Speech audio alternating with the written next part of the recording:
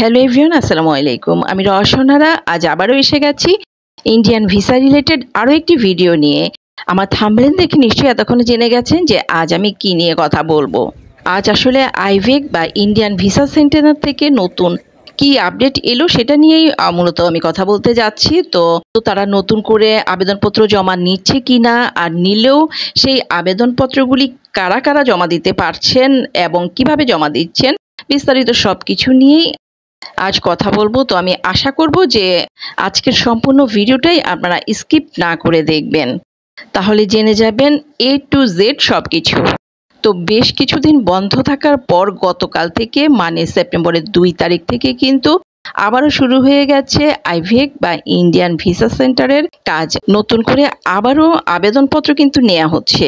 এই যে এটা হলো সেই নোটিশ। এই নোটিশে তারা আসলে কিন্তু বলেছেন ঢাকা, চট্টগ্রাম, রাজশাহী, সিলেট এবং খুলনা এই 5টি জায়গার যে আইভেক সেন্টারগুলো আছে সেই আইভেক সেন্টারগুলোতে তারা হচ্ছে যে আবারও তারা নতুন করে আবেদনপত্র জমা নেওয়া শুরু করেছেন। তো এতদিন আসলে সবাই একটা প্রশ্নের মধ্যে ছিল বা সবাই একটা টেনশনের মধ্যে ছিল যে আবেদনপত্র আদৌ কি নিবে কি না, নিলে কবে থেকে শুরু করবে। কারণ অনেকেই কিন্তু আমরা বাংলাদেশ থেকে ইন্ডিয়া যাচ্ছি আমাদের বিভিন্ন প্রয়োজনে, যদিও এতদিন তারা একদম জরুরি যে কাজগুলি সেগুলি করেছেন। হ্যাঁ, যেমন মেডিকেল ইমার্জেন্সি যে মেডিকেল ভিসাগুলি তারা দেয়ার সেগুলি কিন্তু দিয়েছে, বা নতুন করে কোনো আবেদন তারা জমা নিচ্ছিলেন না। সো এটা নিয়ে কিন্তু সবার মধ্যেই একটা ভীতি বা একটা প্রশ্ন ছিল যে কবে থেকে নিবেন বা কাদের কাদের নিচ্ছেন। তো এই নোটিশ বা নতুন করে যে আইভেক সেন্টারের ঘোষণা এসেছে সেখান থেকে কিন্তু সবার সব চিন্তা ভাবনা আসলে শেষ হয়ে গেছে। তো এই নোটিশে যেটা লেখা ছিল বিস্তারিত সেটা হলো যে আগেই আমি বলেছি যে ঢাকা, চট্টগ্রাম, রাজশাহী, সিলেট বা খুলনা এই 5টি জায়গার আইভেক সেন্টারগুলো তাদের কাজ শুরু করেছে এবং এখানে তাদের যে আবেদনপত্রগুলি নিচ্ছে এই আবেদনপত্রগুলি কাদের কাদের নিচ্ছে। যেমন এখানে হচ্ছে আমি একটা ব্যাপার আগে ক্লিয়ার করে রাখি, সেটা হচ্ছে যে নতুন করে ট্যুরিস্ট ভিসার কোনো আবেদন তারা নিচ্ছেন না এবং বিজনেস আবেদনপত্র তারা এই মুহূর্তে নিচ্ছেন না। হ্যাঁ, তো এখন নিচ্ছেন হলো মেডিকেল ভিসার আবেদনপত্র, যদিও এটা সীমিত পরিসরে কার্যক্রম আগেও চলছিল। তার মানবিক দিক দিয়ে বিচার করে দেখলেন যে গুরুতর একজন রোগী, তার মৃত্যুর আশঙ্কা আছে।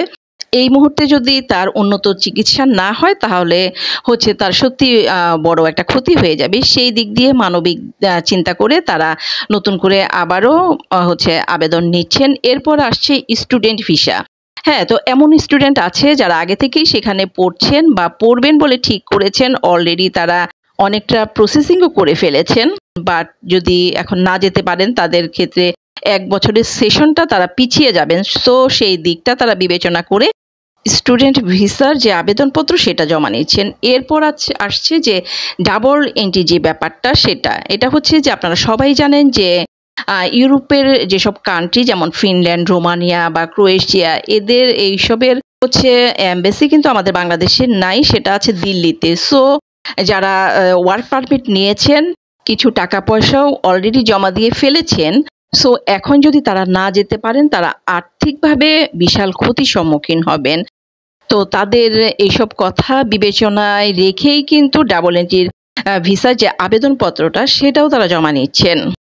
তো এই 3 ক্যাটাগরি ছাড়া অন্য কোনো আসলে ভিসার আবেদনপত্র এই মুহূর্তে নেওয়া হচ্ছে না। বাট যদি আমাদের দেশের আইন শৃঙ্খলা পরিস্থিতি খুব দ্রুত হচ্ছে ঠিক হয়ে যায়, সেই ক্ষেত্রে আবারও সব কার্যক্রম আগের মতোই স্বাভাবিক হয়ে যাবে, আর সেটাই সবাই আশা করছেন।